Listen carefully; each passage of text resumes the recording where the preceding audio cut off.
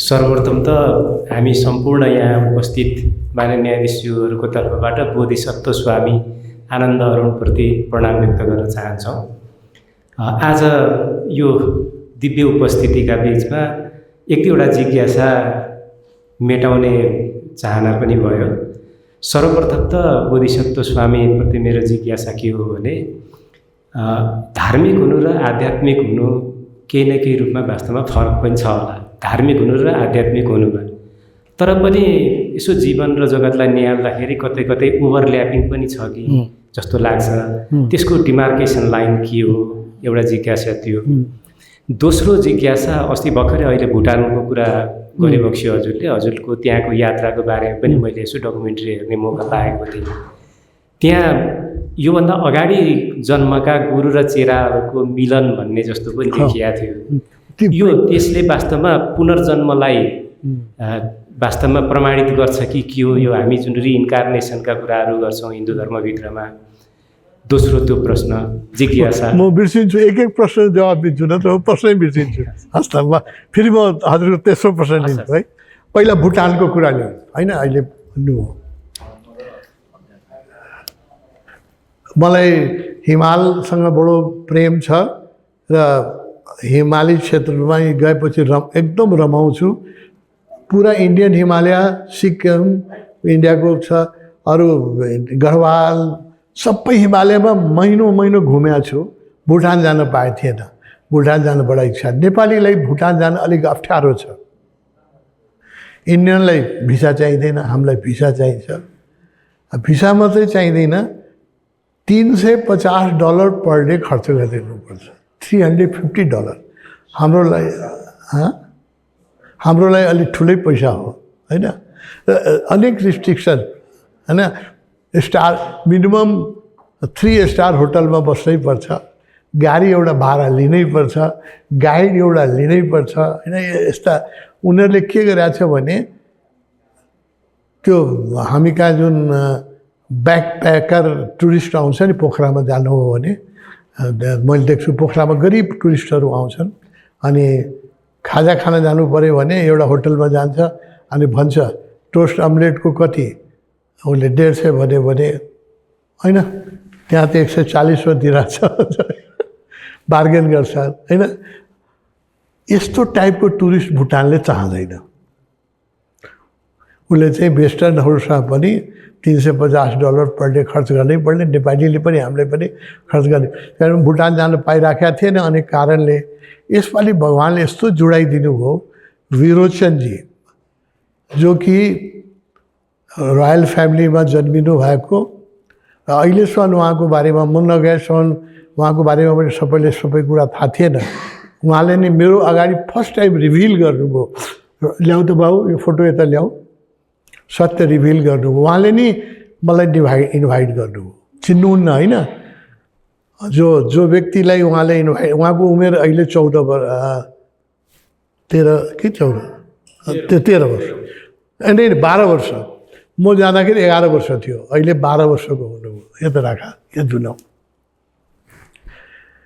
उहाँले मलाई इन्भाइट गर्नुभयो। मलाई चिन्नुहुन्न, केही पनि थाहा छैन होइन, म भुटान गएको पनि छैन।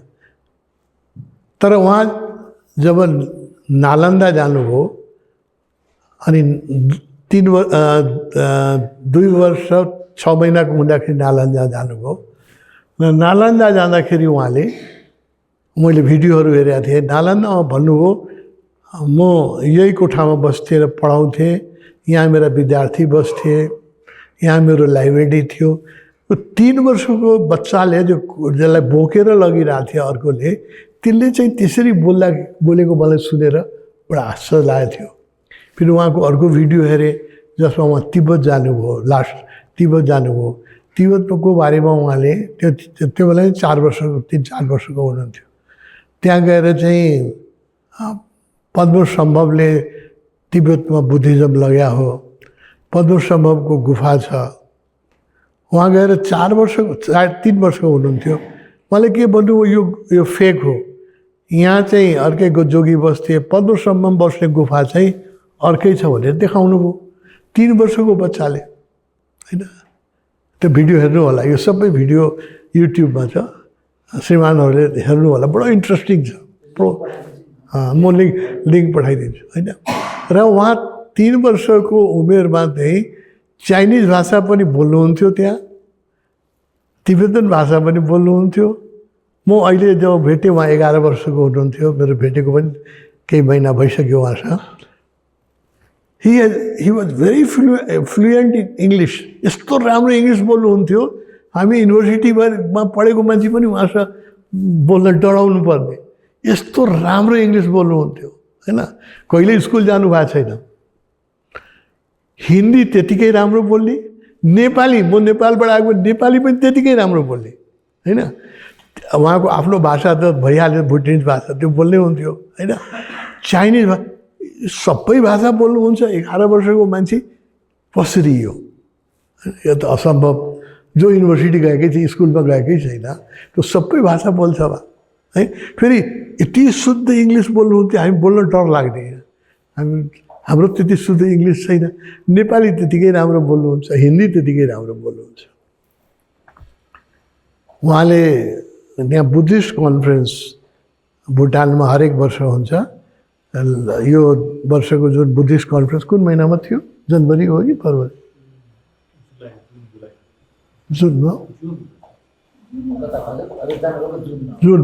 जुनमा Buddhist conference, world Buddhist conference थिए। संसारभरिका बुद्धिस्टहरू 400 बुद्धिस्ट विद्वानहरू आमन्त्रित थिए त्यसमा। उनीहरूले बुद्धिज्मको बारेमा आफ्नो विचार राख्ने, दर्शन मीमांसा गर्ने। र त्यसमा उहाँले मलाई पनि इन्भाइट गर्नुभयो, जो कि म हृदयले त बुद्धिस्ट हो तर जन्मले चाहिँ हिन्दू हो, जन्मले बुद्धिस्ट होइन।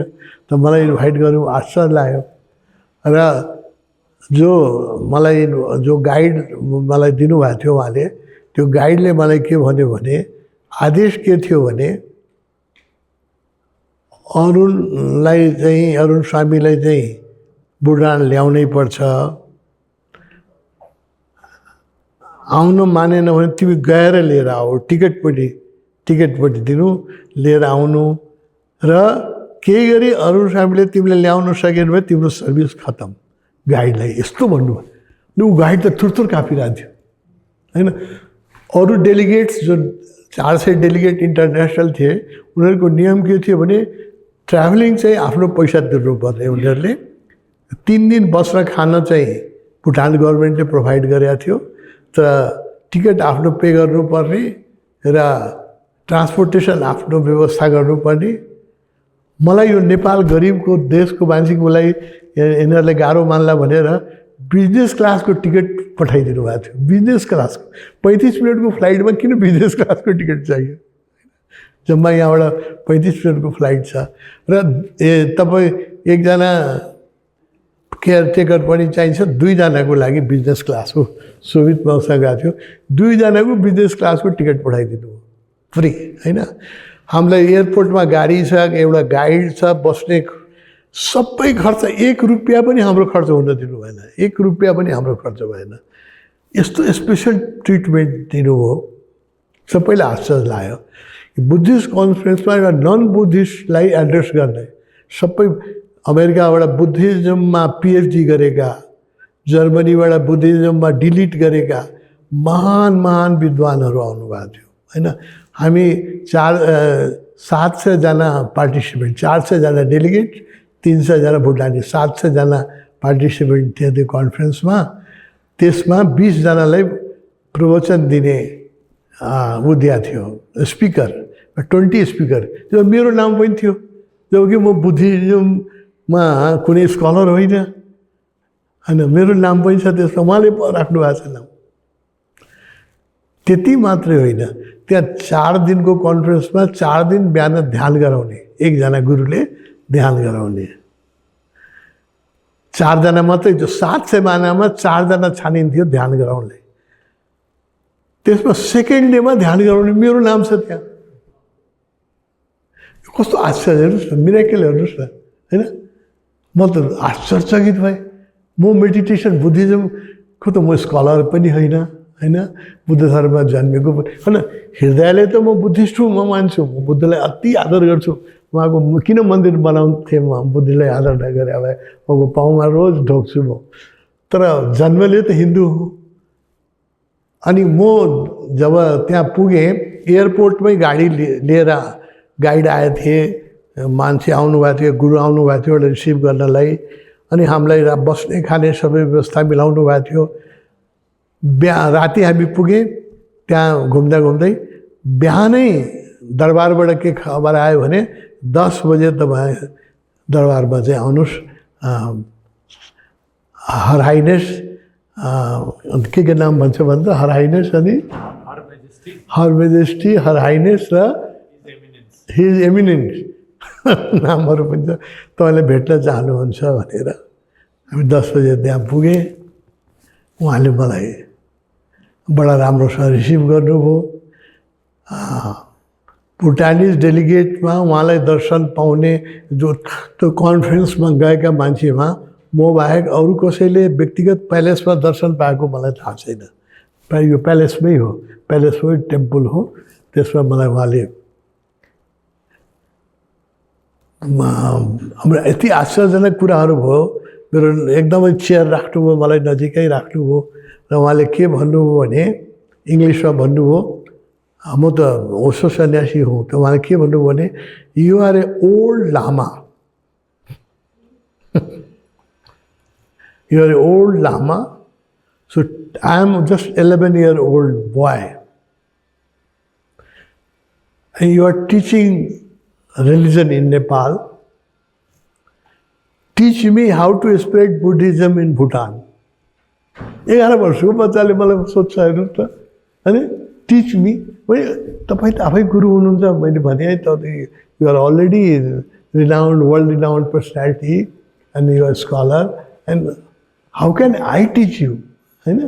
त उहाँले नो नो नो, अब म पूर्वजन्ममा लामा थिएँ भने उहाँलाई थाहा छ। हेर्नुहोस् उहाँले के भन्नुहुन्छ भने you are a old lama and you are teaching religion,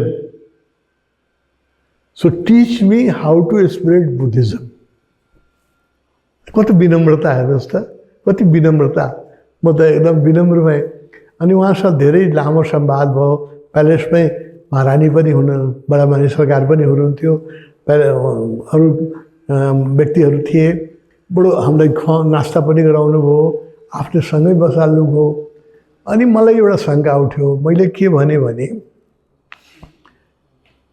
तपाईँले उहाँ अहिलेसम्म मैले नभेट्नसम्म त्यहाँ क्या थाहा थियो त्यो भने he is incarnation of a Virochana. Virochana was a Buddhist scholar born in Tibet in 17th century. 8th century, sir. 8th century. 8th century में तिब्बतमा जन्मेका एक विद्वान हुनुहुन्थ्यो, उनको नाम विरोचन थियो। जब नेपालबाट पद्मसम्भव तिब्बत जानुभयो बुद्ध धर्मको प्रचारको लागि, नालन्दाबाट ल्याएका किताबहरू जो थिए त्यो पालीमा थिए। बुद्धको भाषा पाली थियो या प्राकृत, अर्को भाषा त्यो बेला चलनमा प्राकृत थियो। पाली, प्राकृत र संस्कृत, यो 3टा भाषामा साहित्य छ। त्यहाँ कोही बुझ्दैन तिब्बतमा। त्यस कारणले यसलाई पद्मसम्भवले के भन्नुभयो भने यसलाई सबैलाई तिब्बतन भाषामा ट्रान्सलेट गर्नु पर्यो। कसले ट्रान्सलेट, संस्कृत कसै आउँदैन, पाली कसैलाई आउँदैन। अनि उहाँले चाहिँ पद्मसम्भवजीले जो नेपालमै तपस्या गरेर जानुभएको थियो, उहाँले जन्मिनु भएको कश्मीरमा, तिब्बतलाई बुद्धिस्ट बनाउने व्यक्ति चाहिँ पद्मसम्भव हो। अनि पद्मसम्भवले के भन्नुभयो, एउटा यहाँ विद्वान जन्मेको छ, यही कामको लागि जन्मेको छ, त्यसको नाम विरोचन हो। त्यसलाई चाहिँ यो उसको विशेषता छ, यसलाई खोज भने उहाँको खोज गरेपछि विरोचन खोजिए। Virochana was scholar of Sanskrit, Prakrit अनि पाली, 3टै भाषाको विद्वान, तिब्बतन भाषा पनि आउने। अनि पद्मसम्भवले उहाँलाई के भन्नुभयो भने तपाईँले यो नालन्दाबाट ल्याएको जुन हाम्रो यो घरको नाम पनि हामीले नालन्दा राखेका छौँ, नालन्दाबाट ल्याएको जुन लिट्रेचर हो यसलाई ट्रान्सलेट गर्नुहोस् तपाईँले तिब्बतन भाषामा, तब बुद्धिज्म फर्स्ट आउँछ, नत्र कसरी फर्स्ट, संस्कृत कसले बुझ्छ। अनि विरोचनले सबै किताब ट्रान्सलेट गर्यो, हिस्ट्री हो। अनि अहिले के भयो भने जब उहाँ जानुभयो, उहाँको नामै अहिले पनि विरोचन भयो। जब उहाँ जानुभयो नालन्दा, उहाँले आफ्नो कोठा भन्नुभयो, यो कोठामा म बस्थेँ, यो कोठामा पढाउँथेँ, यो कोठामा किताब थियो, यो कोठामा नागार्जुन बस्नुहुन्थ्यो। पुरा नालन्दाको हिस्ट्री उहाँले भनिदिनु भयो 3 वर्षको उमेरमा। त्यो भिडियो छ, हजुरहरूले युट्युबमा हामी लिङ्क पठाउँछौँ, हजुरले हेर्नु होला। अनि मैले यो देखेपछि मैले के भने तपाईलाई जब यति याद छ नालन्दाको, तिब्बतको, यति भन्न सक्नुहुन्छ भने you must be at the time of Buddha also you must be associated with Buddha. कहीँ न कहीँ तपाईँको बुद्धसँग सम्बन्ध हुनु जरुर होला, नत्र विरोचन भएर कसरी तपाईँ 8th सेन्चुरीमा त्यसरी जन्मिन सक्नुहुन्छ यत्रो स्कलर भएर। You must have some past connection with Buddha. हाँस्नुभयो, भन्नु yes I was with Buddha, I was Ananda भन्नुभयो। आनन्द भने बुद्धको भाइ, कजन, ब्रदर। फर्स्ट टाइम यो हिस्ट्रीमा यो उहाँले बोल्नुभएको थिएन, मेरै डायलगबाट यो कुरा अब दुनियाँमा फिज्यो कि हि इज इन्कार्नेसन अफ आनन्द। आनन्द जुन बुद्धका कजन, हजुरले पढ्नुभयो होला नि, आनन्द त बुद्धको एकदम नजिकको। बुद्ध गएपछि बितिसकेपछि आनन्द 120 वर्ष बाँच्नुभयो र उहाँले नि बुद्ध धर्मका जति के थियो, आनन्दको स्मृति यस्तो हुन्थ्यो कि बुद्धले जे बोल्नुहुन्थ्यो आनन्दलाई त्यो कण्ठ हुन्थ्यो। अनि लेखाइएको सबै आनन्दले हो। बुद्ध साहित्य, नालन्दाको साहित्य पढ्नुभयो भने बुद्ध उहाँको विलक्षण स्मृति शक्ति थियो।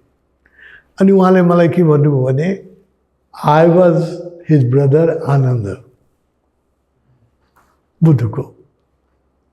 मलाई मेरो गुरुले के भन्नुभएको थियो भने मलाई बुद्धप्रति आकर्षण, मैले लुम्बनीमा पनि जहाँ जहाँ मेरो कम्युन छ नि, नेपालको सबै कम्युनमा बुद्धको मन्दिर तपाईँले मूर्ति देख्नुहुन्छ। मेरो पास्ट लाइफको केही कनेक्सन छ, बच्चादेखि नै बुद्धको प्रेमी, बुद्धको बारे पढ्ने, लेख्ने, बोल्ने, खोइले बोलेको छु, लेखेको छु मैले।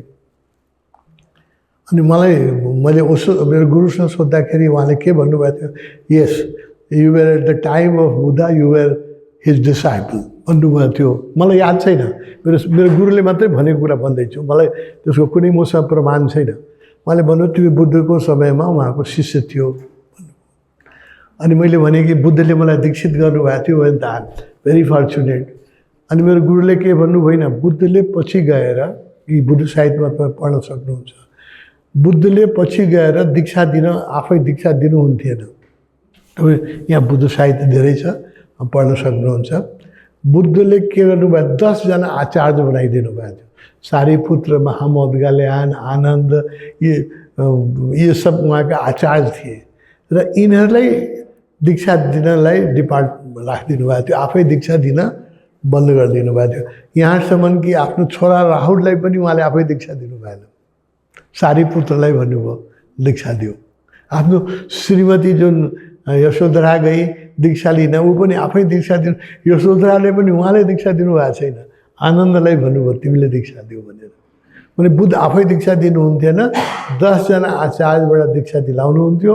अनि मलाई मेरो गुरुले के भनेको थियो भने, उसोले मलाई के भन्नुभएको थियो भने तिमी बुद्धको शिष्य थियो बुद्धको पालामा। मलाई त स्मृति छैन, मसँग कुनै यसको प्रमाण पनि छैन, मेरो गुरुले भनेको थिए। र तिमीलाई चाहिँ मैले बुद्धले दीक्षा दिनुभएको भए मलाई के नाम दिनुभएको थियो सोधेँ। त्यो म बताउँदिनँ, तिमीलाई बुद्धले होइन आनन्दले दीक्षा दिनुभएको थियो, आनन्द तिम्रो गुरु थिए। उहाँले भन्नु होइन, यो ओशोले भन्नु। त्यसका जब मैले उहाँलाई किन मलाई बोलाउनु भयो, अब म खुल्यो नि, अब रहस्य खुल्यो, रहस्य। अब जब उहाँले यो भन्नु हो कि yes at the time of Buddha I am incarnation of Ananda, I was his cousin. त्योपछि त मैले रुन रोक्न सकेन, म कुवा रुन थाल्यो। प्यालेसमा पस्दाखेरि हामीलाई प्यालेसको डेकोरम भनेर गुरु सिकाएको थियो के भने कसैको बडी छुनु हुँदैन, त्यहाँ खुट्टा ठोक्नु हुँदैन, टाढैबाट झुक्ने, यसरी झुकेर प्रणाम गर्ने। अनि केही गिफ्ट दिनु पऱ्यो भने उहाँको हातमा नदिने, उहाँको एडिसीको हातमा दिने। अनि उहाँले नबोलेसम्म तिमीले नबोल्ने, नसोधेसम्म नबोल्ने, होइन। उहाँले अनि बडी कसैको रोयल प्यालेसमा अब रोयल्टिजहरूको एउटा डेकोरम हुन्छ, तिब्बतले भुटानले त्यो प्रिजर्भ राखेको छ त्यो। अनि यो गर्नु भने हामीले सब सिकाएर पठाउनु भएको थियो। अनि म त डराइराखेको थिएँ, होइन, यो डेकोरम टुट्ला भनेर। त्यो कुरा भएपछि मैले आफ्नो आँसु रोक्नै सकेन।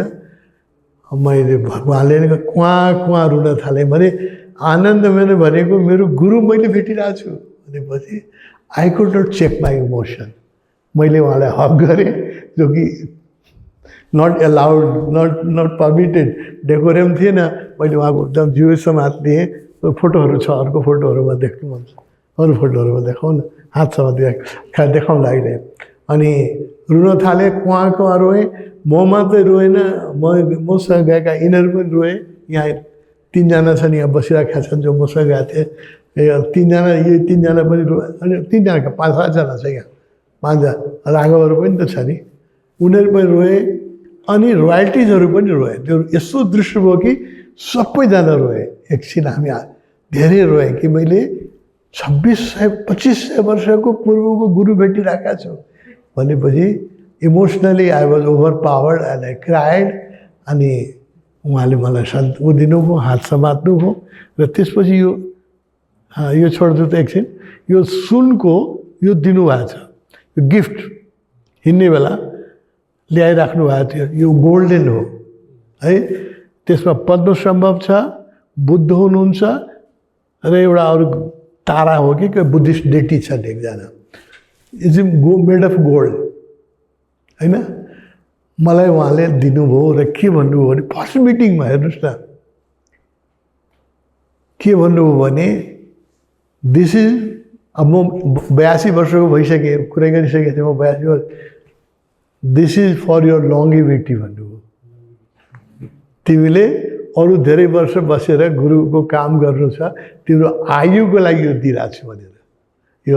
यसलाई आफ्नो कोठामा राख्नु, पूजा गर्नु, दिस इज फर यर लङ्गेभिटी भनेर यो गिफ्ट दिनुभएको छ। अहिले पनि मेरो कोठामा छ यो। यसको मूल्य पनि धेरै होला। गोल्डको भएपछि त मूल्य कति हुन्छ, होइन। हामी यसरी तिब्बत भुटानमा मलाई थाहा भयो कि आनन्द अहिले शरीरमा हुनुहुन्छ। अहिले आनन्द शरीरमा हुनुहुन्छ र विरोचनको रूपमा तिब्बतमा हुनुहुन्छ।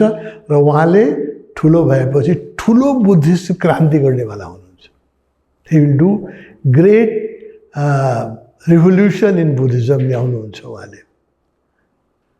र त्यसपछि मेरो उहाँसँग अलि राम्रो रिलेसनसिप छ।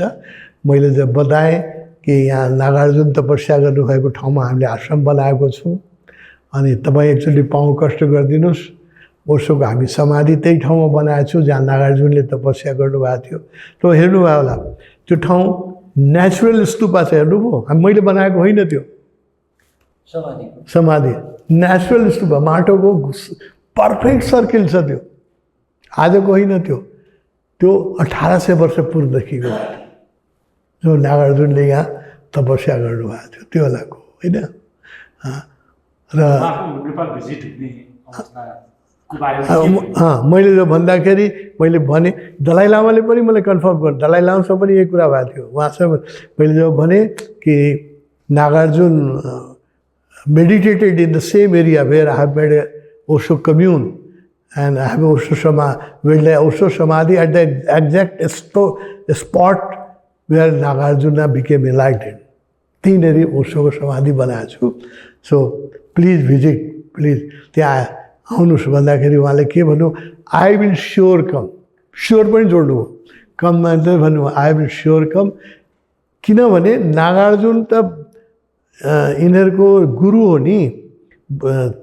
महायानी बुद्धिस्टहरूले नागार्जुनले आफ्नो गुरु मान्छ, किन गुरु महायान सुरु नै नागार्जुनले गर्नुभएको। वज्रयान र महायान जुन हो त्यो नागार्जुनले सुरु गरेको। थेरवाद चाहिँ बुद्धबाट सुरु हो, तर जुन महायान र यो वज्रयान हो त्यो नागार्जुनले सुरु गर्यो। दलाई लामासँग पनि मैले भेट्दाखेरि जो यो कुरा गरेको थिएँ त्यहाँ पनि यस्तै स्टोरी हो।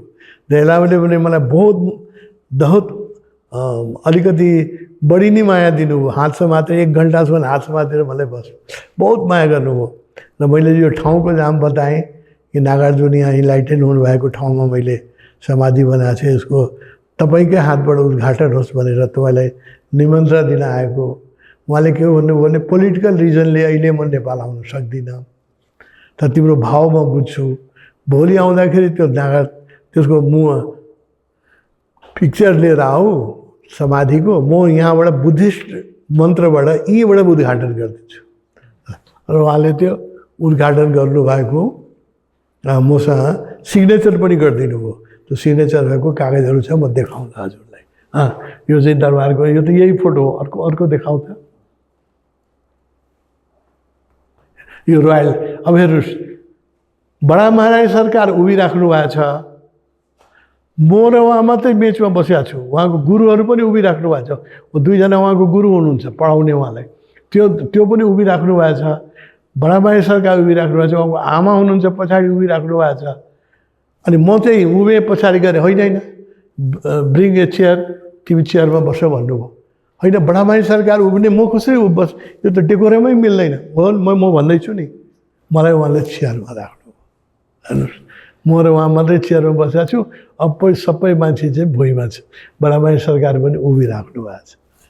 एउटा फोटो छ, यो दरबारकै भित्रको प्यालेस। हेर्नु, मैले त रुन थालेपछि आई हग्ड हिम, जो कि मलाई भने बढी नछुनु होला भनेर डेकोरेम बहुत सिकाएको थियो। उहाँले पनि मलाई एकदम प्रेम दिनुभएको छ। फोटो पनि क्यामेरा नलगा, फोटो नखिच भनेर बाहिर सिकाएको थियो। तर उहाँले नै भन्नुभयो, जब हाम्रो यो आनन्दवाला घटना घट्यो, म रुन थालेँ। अनि उहाँले क्यामेराम्यानलाई बोलाएर के भन्नुभयो भने फोटो खिच। अनि 4वटा फोटो मलाई उहाँहरूले 20-25वटा फोटो खिच्नु भएको थियो। तर त्यो प्यालेसको डेकोरम के हुन्छ भने त्यो सबै फोटो दिँदैन। जुनमा चाहिँ महारानी अलिक ठिकसँग उड्नु भएको छैन या उनीहरूले छानेर 4वटा फोटो मलाई दिए। त्यसमा एउटा यो हो। हेर्नुहोस्, उहाँको हात समातेर रोइराखेको छु, हात समातेर। उहाँले पनि मलाई एकदम प्रेमले समातिराख्नु भएको छ। अर्को देखाउ त। यो त यही हो। यो पनि अर्को हो। हेर्नुहोस् न, कति जोडले रोएको छु म त्यहाँ। आधा घन्टा म धेरै बेरसम्म रोएँ। मैले गर्दाखेरि सबै रोएँ, सबै रोएँ। उहाँ रुनु भएन। बडा महाराज सरकार पनि रुनुभयो, सबै रुनुभयो। उहाँ हेर्नुहोस् कस्तो स्थिर। इट लुक्स लाइक माई गुरु। मेरो पनि गुरु। अब बुद्धकै भाइ भएपछि के भन्ने, होइन? आनन्द। हेर्नु, म रोइरहेको छु, उहाँ चाहिँ एकदम स्थिर शान्त। अर्को फोटो देखाउ त। अर्को छ 1-3 त भयो। एउटा अर्को थियो नि, एउटा हिँड्दा मेरो हात समात्नु भएको थियो नि, त्यो सायद याद छ कि छैन। खैर भिडियोमा छ। त्यसपछि कन्फरेन्समा जति दिन हामी बसे, उहाँ जब कन्फरेन्समा आउनुहुन्थ्यो, मेरो हात समाउनुहुन्थ्यो। मलाई हात समातेर लगेर आफ्नो छेउमा बसाल्नुहुन्थ्यो। एकदम फ्रन्ट रोमा आफ्नो छेउमा बसाल्नुहुन्थ्यो। So I was given a very loving and special treatment. यो भुटानको कथा यही हो। हेर्नुहोस् त। यो दरबारको ल यो चाहिँ कन्फरेन्स है। यो पनि दरबारकै हो। अर्को फोटो चाहिँ यो त फोटो पहिला देखाएको थिएन छ। यो देखाउ त। मैले देखाएको थिएन। यो हामीसँग गएका मित्रहरू यहीँ हुनुहुन्छ। यो शोभित छ। अरू उनीहरू छ कि छैन? राघवहरू छ कि छैन? छैन। नोमाइन्डमा गएको छ। ठिक छ। यो हामी 6 जना थिए, होइन? 5 जना थिए। ल हेर्नुहोस् त, गिफ्ट दिइराख्नु भएको छ मलाई सुनको। अर्को देखाउ त। यो हेर्नुहोस्, बाफ्रे कस्तो प्रेमले दिनुभएको छ। दिस इज फर योर लङ्गेभिटी, होइन? तिम्रो धेरै काम गर्नु छ, 82 वर्षको भइसक्यो, अरू बाँच्नुपर्छ भनेर थियो।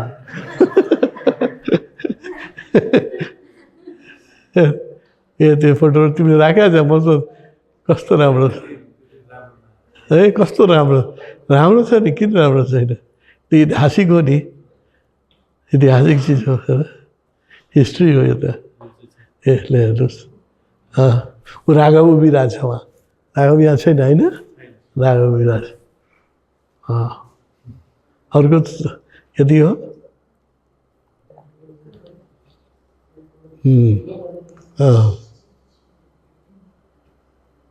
यो प्यालेसकै भित्रकै फोटोहरू छ, उहाँ पछाडिको पेन्टिङहरू। भुटानीहरूको कस्तो कल्चर छ भने राज परिवारको मान्छेको मुखमा हेर्दैन उनीहरूले, बडो अनर गर्छ। कुरा गर्दाखेरि यसो गरेर कुरा गर्छ, नमस्ते गर्दाखेरि पुरा साष्टाङ भुइँमा लेटेर, होइन। राजालाई यत्रो सम्मान त मैले कहीँ देखाएको छैन, गजब सम्मान। त्यो फेरि त्यो पदको सम्मान त्यो हृदयबाट सम्मान छ उनीहरूको, हृदयबाटै सम्मान छ। राज परिवारको कुनै गाडी, रोयल प्यालेसको रिलेटेड कुनै गाडी बाटो हेर्नुहोस्, Bhutan is only country where there is no traffic light. सबभन्दा बढी पर क्यापिटा सबभन्दा बढी गाडी भएको देश हो, मतलब 2 जनामा एउटा कार छ। पर क्यापिटा सबभन्दा बढी गाडी भएको देश हो, but there is no traffic light and there is perfect law and order in road, होइन। र रोयल फ्यामिलीको कुनै गाडी आयो भने कस्तो सम्मान छ भने पुरा ट्राफिक सबै रोकिदिन्छ, होइन। र सबै मान्छे झुकेर त्यो रोयल प्यालेसको गाडीमा को बसिया छ मतलब छैन, रोयल प्यालेसको गाडी छ भने सबैले झुकेर प्रणाम गर्छ। मतलब that respect come from the heart, it is not. Democratic country भइसकेको छ, अब त्यति जरुरी छैन झुक्न, तर उहाँ मैले देखेँ रोयल फ्यामिलीप्रति बडो रेस्पेक्ट। यो विरोचनको कथा मैले सुनाएँ, यो तपाईँलाई आनन्दको अवतार हुनुहुन्छ र उहाँ किन जन्मिनु भएको भने वर्ल्डलाई एटमिक वारबाट प्रिजर्भ गर्नलाई उहाँ जन्मिनु भएको छ। अहिले दुनियाँका धेरै कन्ट्रीसँग चाहिँ एटमिक वेपनहरू भइसक्यो, खतरा छ। त्यो चाहिँ पोलिटिसियनहरूको विवादले विश्व नै नष्ट होला भन्ने खतरा देखेर उहाँ जस्तै विरोचनजी जस्तो आनन्द जस्तो जन्मिनु हो। त्यस्तै अहिले म नाम भन्न मिल्दैन, म नाम भन्दिनँ, केही नामहरू छ जो जन्मिँदै हुनुहुन्छ या जन्मिसक्नु भएको छ, अहिले मलाई अधिकार छैन नाम बोल्ने, तर तपाईँहरूले चिनेका व्यक्तिहरू पनि अहिले जन्मिनु भएको छ to save this planet from atomic destruction. यो कथा हो विरोचनजीको। अर्को प्रश्न के थियो तपाईँको? आध्यात्मिक हुनु र धार्मिक हुनु फरक कुरा हो, तर पनि कता कता ओभरल्यापिङ होइन कहीँ त छ लाग्छ। के उसको डिमार्केसनको सही कुरा भन्नु हो भने आध्यात्मिक हुनु र धार्मिक हुनु एउटै कुरा हो, त धर्मसँग विशेषण जुड्यो कि म धार्मिक छु तर इस्लामिक धार्मिक छु, इस्लामिकमा पनि सुफी छु। इस्लाममा पनि कम झगडा छ, त्यो उसको सिया सुन्नीको मारामार छ। सियाले सुन्नीको मस्जिद जलाइदिन्छ, सुन्नीले सियाको मस्जिद जलाइदिन्छ। एक थरीको लागि त खेदै दियो पाकिस्तानबाट, त्यो मुसलमानहरूको एउटा सेक्ट छ, त्यसलाई पुरै पाकिस्तानबाट खेद दिएछ। त्यो यहाँ आइराख्नुहुन्छ नि एकजना उहाँ, के नाम, अहमदिया एक सम्प्रदाय थियो इस्लामको, जो ठुलो सङ्ख्यामा थियो पहिले पाकिस्तानमा, त्यसलाई पाकिस्तानबाट पुरै खेदियो अहमदिया। यहाँ आइराख्नुहुन्छ 1-2 जना। त्यस कारणले धार्मिक हुनुमा यो खतराहरू छ। धार्मिकहरू पागल हुन्छन्, त्यसलाई हामी शब्द छ हामी कहाँ धर्मान्ध, धर्ममै अन्धो। अब बुझ्नुहोस् न, हिन्दू धर्मको रक्षाको लागि नानकले सिख धर्म खडा गर्नुभयो। उहाँले गुरु गोविन्द सिंहले भन्नुभयो कि हिन्दू धर्मको रक्षा, उहाँ त हिन्दू परिवारमा जन्मिनु भएको नि, सिख धर्म त थिएन त्यो बेला। नाना गुरु गोविन्द सिंहले के भन्नुभयो भने हिन्दूहरू लड्न सक्दैन, यो हामी एउटा मिलिटेन्ट ब्यान्ड बनाउँदैछौँ जो हिन्दू धर्मको रक्षा गर्छ भनेर सिख धर्मको खडा भयो। त्यही सिखहरूले आज क्यानाडामा, अमेरिकामा हिन्दू मन्दिर जलाइराखेका छ, जो हिन्दू धर्मको रक्षाको लागि बनेको थियो। यो धार्मिक भन्नासाथ यो खतराहरू छ, मान्छे पागल हुन्छ। अब यही बताऊँ मैले, ओशोको काम नष्ट गर्नमा पश्चिमी धर्महरूको ठुलो हात छ। अमेरिकामा कम्युनिस्ट तोड्यो, उहाँलाई जेल राख्यो, उहाँलाई पोइजन खिलायो, उहाँलाई अन्तमा मार्यो नि। रजनीजीको हत्यै भएको हो, मर्डरै भएको हो, मारे नि पश्चिमी मतान्धहरूले। तर यहाँनेरि ध्यानमा तपोवनको निर्माणमा हामीलाई ईसा मसीहले मद्दत गरिराख्नु भएको छ। त्यस कारणले हामीले मूर्ति बनाएको छु। म डेली उहाँलाई ढोग्छु र आरती गर्छु। क्रिस्चियनिटीले दुःख दिइरहेछ, तर ईसा मसीहले हामीलाई रक्षा गरिराख्नु भएको छ। यही धर्म र सम्प्रदायको यही झन्झट हो होइन। धर्महरू सम्प्रदाय भनेर जान्छ कि every religion becomes a sect. त्यस कारण स्पिरिचुअलिटी, प्योर स्पिरिचुअलिटी भएर आऊ, सबै धर्म त्यसमा समाओस् भन्ने हाम्रो गुरुको निर्देश छ। अरू तेस्रो प्रश्न के थियो?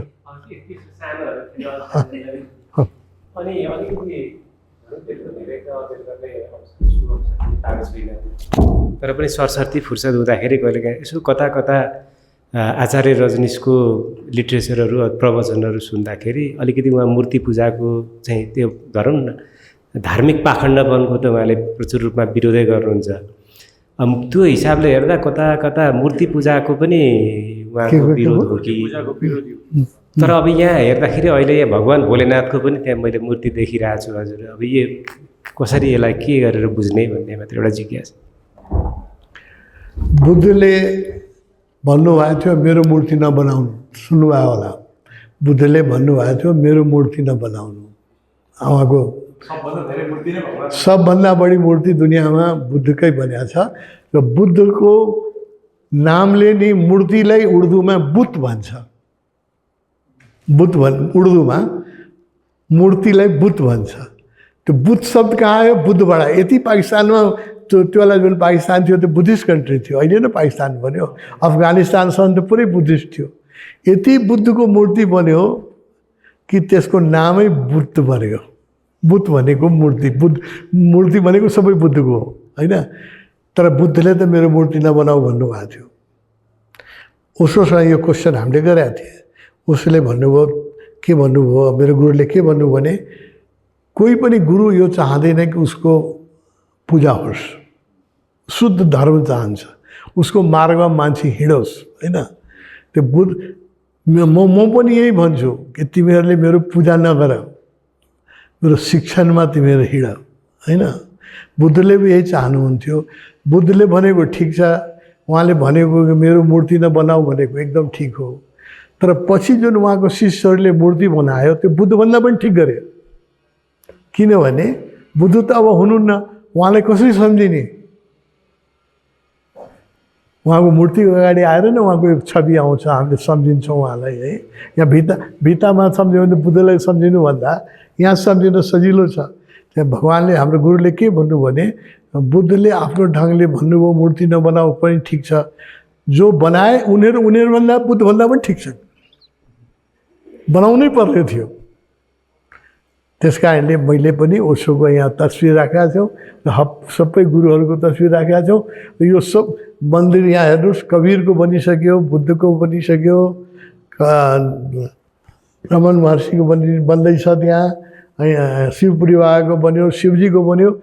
मलाई यहाँ ठाउँ मिल्यो भने र भगवान्ले पैसा दिनुभयो भने म सबै गुरुहरूको मन्दिर बनाउँछु यहाँ। किनभने त्यहाँ गएपछि श्रद्धा आउँछ। तर यहाँ बस्दाखेरि श्रद्धा लाग्दैन बुद्धप्रति, एउटा एटमोस्फियर बन्छ त्यसले। त्यो खालि भित्तामा गर्दाखेरि गाह्रो हुन्छ होइन। त्यस कारण मूर्ति बनाउनु पर्छ। र बुद्धहरू मैले पनि भन्छु मेरो आश्रममा ओशोको आश्रमहरूमा मेरो तस्विर नराख, ओशोको मात्रै तस्विर राख। र मेरा जति भक्तहरू छन् सबै ओशो आश्रममा जानु भने मेरो तस्विर पनि राखेका छन्। उनीहरूले गरेको पनि ठिक हो, मैले भनेको पनि ठिक हो।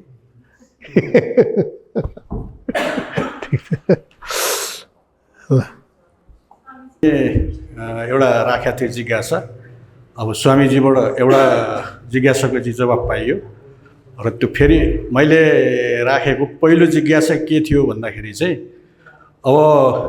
अब संसारमा चलेका विश्वको चाहिँ प्रमुख धर्महरू, जस्तो अब हाम्रो हिन्दू धर्म महाभारतकै चाहिँ हिसाबले हेर्ने हो भने 5000 साल पुरानो भनिन्छ। अब वेद त्यहाँभन्दा पनि अब चाहिँ पुरानो होला। र अब यो क्रिस्चियन धर्म चाहिँ 1500-1600 वर्ष भयो होला। अब मोहम्मदले चाहिँ उ गरेको धर्म इस्लाम धर्म पनि लगभग हाराहारीकै होला, जुज धर्म पनि त्यस्तै होला। र त्यो 1500 वर्ष अगाडिको चाहिँ हामीले अरू धर्म देखिरहेका छौँ। अब हाम्रो चाहिँ धर्म चाहिँ 5000 महाभारतलाई मान्दा पनि 5000 वर्ष भनेपछि उनीहरू चाहिँ त्यो 1500 वर्ष अगाडि हामीसँगै थिए कि सनातनै थिए कि उनीहरू, अथवा उनीहरूको कुनै धर्म पन्थ केही थियो कि? अब यो चाहिँ स्वामीजीबाट यसको ठिक छ।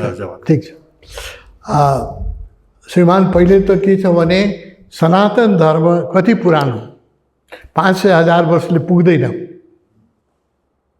शिवकै कालखण्ड कहिले हो भने यसमा 2 मत छ। एक मतले भन्छ शिव त यही हिमाली क्षेत्रमै बस्नुभयो, हामी यही हिमाल जहाँ हामी जन्मिया हौँ त्यही नै शिव पनि यही हिमाली क्षेत्रमै उहाँको तपस्या भूमि हो। एक मत के भन्छ भने उहाँ 15,000 वर्ष पूर्व हुनुभयो, जुन उहाँको किताब छ विज्ञान भैरव तन्त्र, होइन, त्यो चाहिँ 15,000 वर्ष पुरानो हो भन्छ एक मत भन्छ होइन उहाँ 10,000 वर्ष पुरानो। अब इतिहास छैन, कोसँग के प्रमाण खोज्ने, होइन। तर यो जरुर हो कि मिनिमम 10,000 इयर्स, मिनिमम, मैक्सिमम 15,000 वर्ष, मिनिमम 10,000 वर्ष पूर्व त शिव नै हुनुभयो, होइन। महादेव, सनातन धर्म त त्योभन्दा पुरानो छ, त्योभन्दा नै पहिलादेखि आइरहेछ। सनातन धर्म कति पुरानो छ भने इन्डियाको एउटा चिफ मिनिस्टर हुनुहुन्थ्यो, यूपीको बडो ठुलो विद्वान हुनुहुन्थ्यो, नाम अहिले म बुढेसकालमा यो नामै बिर्सिन्छु, अहिले नाम याद आउला भयो। उहाँले एउटा किताब लेख्नु भएछ, आर्यों का देश आर्यावर्त भन्ने एउटा किताब लेख्नु भएको छ उहाँले। त्यसमा भन्नुभएको छ कि वेद र यो सनातन धर्म सुरु भएको 90,000 वर्ष पुरानो। उहाँले प्रुफ दिनुभएको छ, धेरै प्रुफ दिनुभएको छ। 90,000 इयर्स पुरानो हाम्रो धर्म हो, सबभन्दा पुरानो धर्म सनातन धर्म हो। 5 वर्षले मान्दैन, 5 वर्ष त कृष्णकै भइसक्यो, होइन। कृष्णभन्दा पहिला धेरै अवतार भइसकेका थिए, नरसिंह अवतार भइसकेका थिए, शिवजी भइसक्नु भएको थियो, होइन। त्यस कारणले 15,000 वर्षको त सबैले मान्छन्।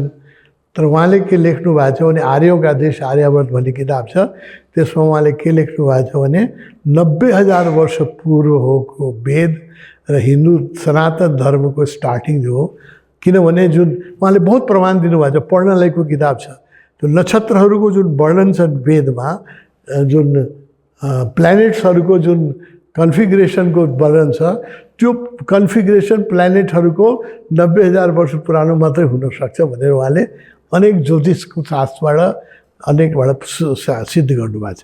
त्यस कारणले हामी चाहिँ 5,000 वर्ष पुरानो हाम्रो सनातन धर्म होइन, हामी चाहिँ धेरै पुराना, होइन।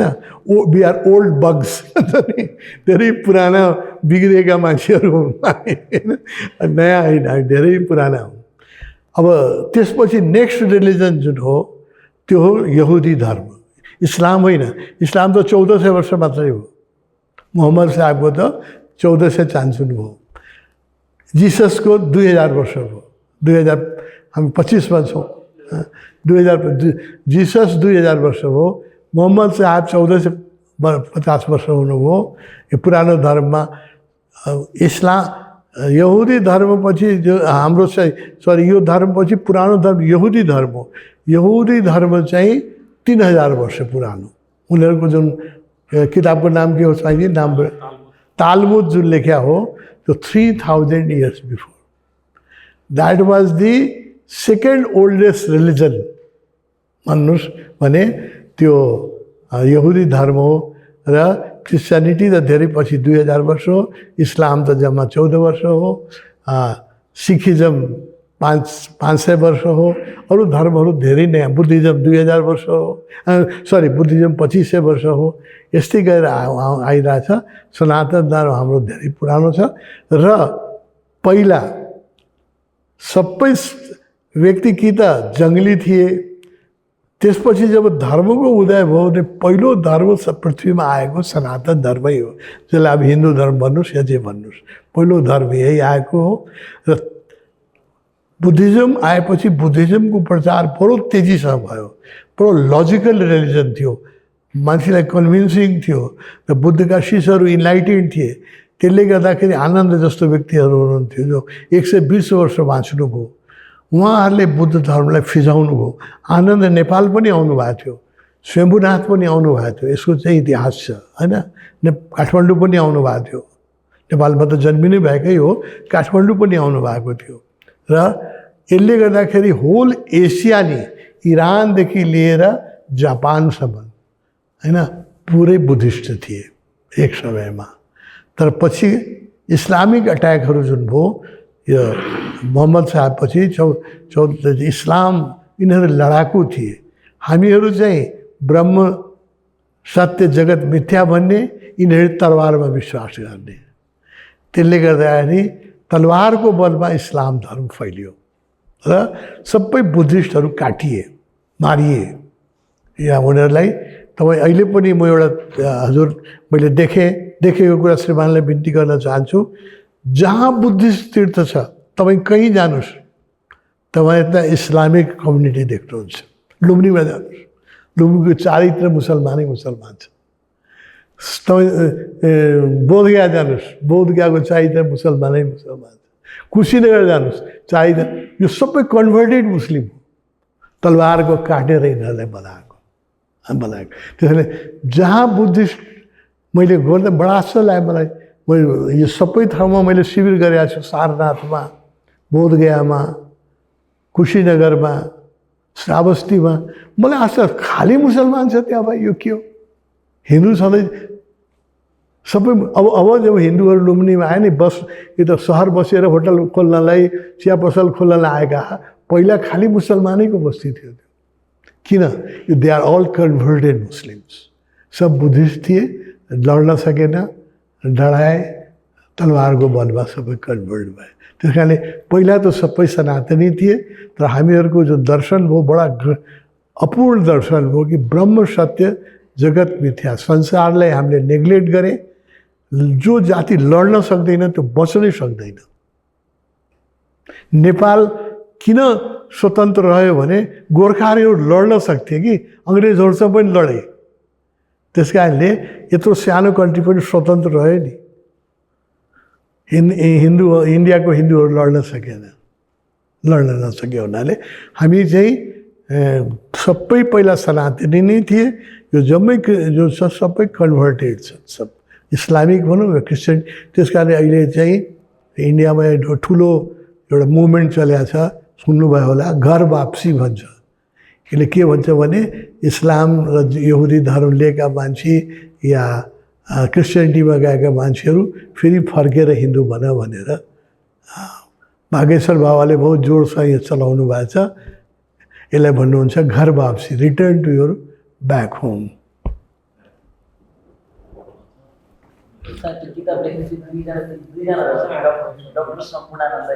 सम्पूर्ण, मैले नाम बिर्सेको थिएँ। युपीको चिफ मिनिस्टर हुनुहुन्थ्यो, सम्पूर्णानन्द ठुलो विद्वान हुनुहुन्थ्यो। उहाँले लेख्नु भएको छ, मैले पढेँ, स्कुलमै पढाएको थिएँ मैले, आर्यों का देश आर्यावर्त र त्यसमा आदि। उहाँले के लेख्नु भएको छ भने स्टारहरूको मुभमेन्ट, स्टारहरूको कन्फिगरेसनबाट हिसाब लगाएर जो वेदमा वर्णन छ स्टारहरूको त्यो 90,000 वर्ष पुरानो मात्रै हुनसक्छ भन्ने प्रमाण गर्नुभएको छ। सबैलाई नमस्कार छ, गुरु आनन्द प्रणाम छ।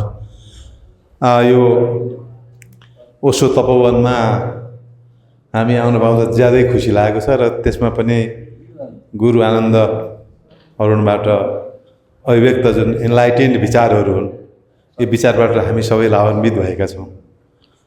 म छोटो जिज्ञासा मात्रै राख्न चाहन्छु कि जुन हामी यो तपोभूमिमा यो वनमा बसेर जे कुराहरू सुन्यौँ बुझ्यौँ, धेरै महत्त्वपूर्ण कुराहरू सुन्न पायौँ, बुझ्न पायौँ। र यो जुन ओशो भनेर हामीले प्रनाउन्स गरिरहेका छौँ, त ओशोको संक्षिप्त र बुझ्न सकिने मिनिङ अथवा हामीले बुझाउन सक्ने त्यो ज्ञान चाहिँ छोटो रूपमा जान्न पाएदेखि अझै राम्रो हुन्थ्यो भन्ने मलाई लाग्छ। धन्यवाद। ठिक।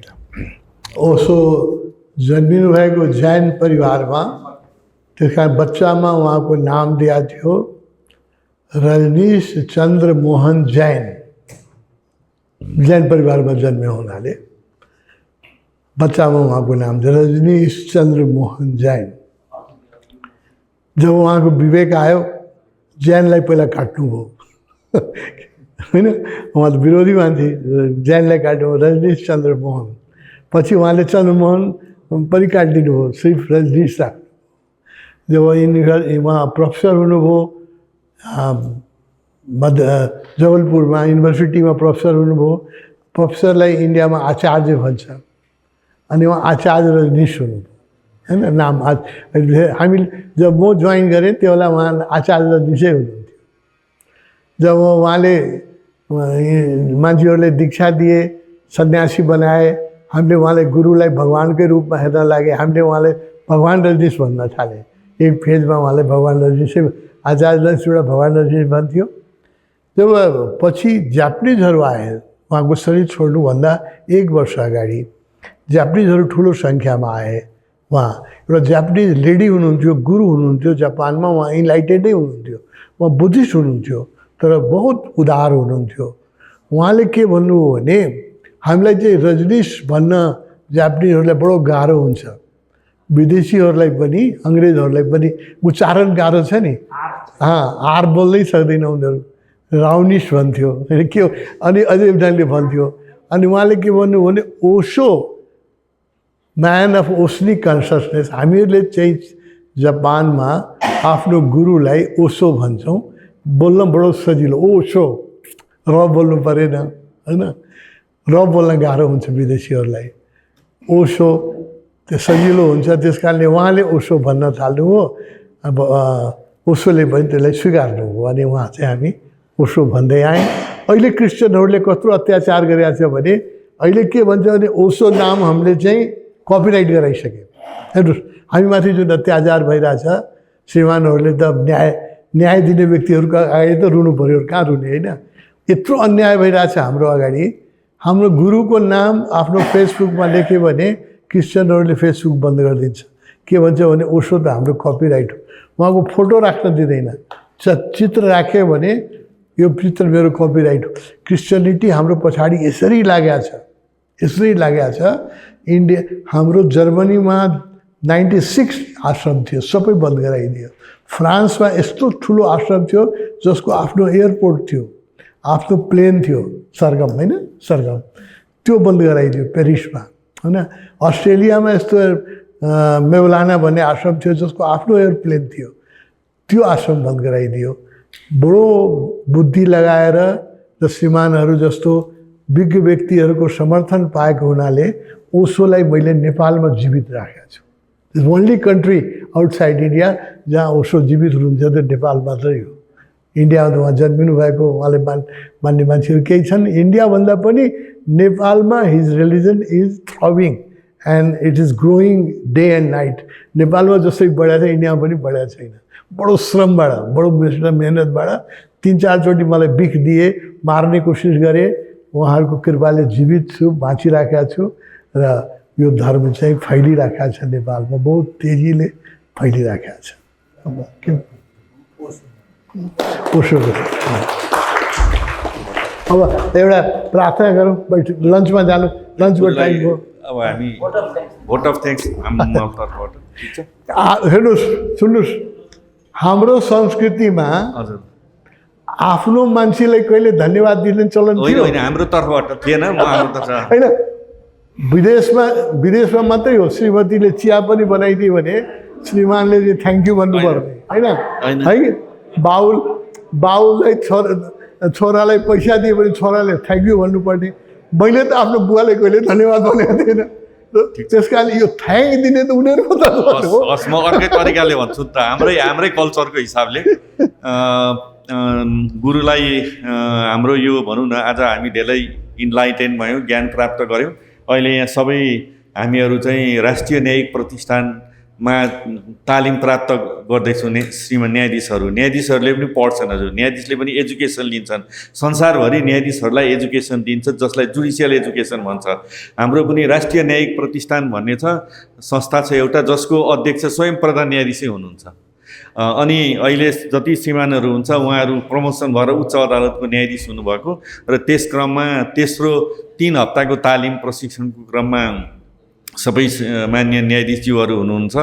यस क्रममा अघि पनि मैले भने कि न्यायाधीशहरूले त सत्यको खोजी गर्छ, न्याय गर्छ, जनताको उसको जीवधन न्यायाधीशको हातमा हुन्छ, उसको जनताको सम्पत्ति न्यायाधीशको हातमा हुन्छ, उसको स्वतन्त्रता अघि गुरुजीबाट आज्ञा भयो सबै न्यायाधीशको हातमा हुन्छ। त्यसकारण न्यायाधीशले यति कठिन परिस्थितिमा, तनावपूर्ण स्थितिमा र एउटा सामान्य मानव न्यायाधीश मानव भए पनि सामान्य मानवभन्दा अलि माथि उठेर न्याय सम्पादन गर्नुपर्ने हुन्छ। त्यसकारण यो कठिन काम हो, तनावपूर्ण काम हो, धेरै स्ट्रेसफुल काम हो संसारभरि न्यायाधीशहरूले न्याय सम्पादन गर्ने काम। अनि हामी चाहिँ खुला छौँ, हाम्रो निर्णय हामी खुलामा ठाउँमा बस्छौँ, खुला ठाउँमा बसेर निर्णय गर्छौँ। हाम्रा फैसलाहरू सबैलाई आलोचना गर्न खुला छन्। अघि गुरुजीबाट पनि भयो कि न्याय छिटो पनि गर्नु परेको छ, करेक्ट पनि गर्नु परेको छ। छिटो गर्ने नाउँमा, ढिलो गर्ने नाउँमा न्यायलाई पुग्न पनि मिल्दैन र खुट्टाको धुलो खसे जति चाँडो न्याय गर्न पनि मिल्दैन। त्यसकारण त्यो सबै स्थितिमा सन्तुलनपूर्वक न्याय सम्पादन गर्नुपर्छ। र संसारभरि अहिले इन्डियामा यस्तै हाम्रो जस्तै संस्था इन्डियामा भोपालमा छ, त्यसलाई पनि नेसनल जुडिसियल एकाडेमी भनिन्छ। प्रधान न्यायाधीश, इन्डियाको प्रधान न्यायाधीश त्यसको पेट्रोन हुनुहुन्छ र त्यहाँ पनि न्यायाधीशहरूलाई एउटा स्पिरिचुअल लर्निङ, आध्यात्मिक ज्ञान, स्ट्रेस म्यानेजमेन्टका कोर्सहरू न्यायाधीशहरूलाई गराइन्छ। अब हाम्रो पनि त्यही क्रममा यो हो। समय छोटो भयो, अब आगामी दिनमा हजुरहरूको सहयोग चाहिन्छ हामीलाई। हामी चाहिँ न्यायाधीशहरूलाई अब कहिले जिल्ला न्यायाधीश हुनुहुन्छ, कहिले उच्च अदालतको न्यायाधीश हुनुहुन्छ, कहिले चाहिँ हाम्रो अफिसरहरू हुनुहुन्छ। निरन्तर यो क्रमलाई हामी अगाडि दिन्छौँ। त्यसकारण हजुरहरूको आशीर्वाद, इन्लाइटेनमेन्ट हामीलाई आवश्यक छ। मैले हजुरले भने जस्तै धन्यवाद भनिनँ हजुर। हस्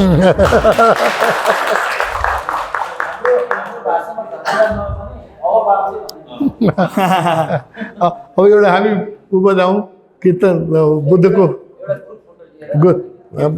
पहिला कीर्तन गरौँ है। एउटा बुद्धको हामीले बनाएको म्युजिक छ, बुद्धको सुन्नुहोस् है।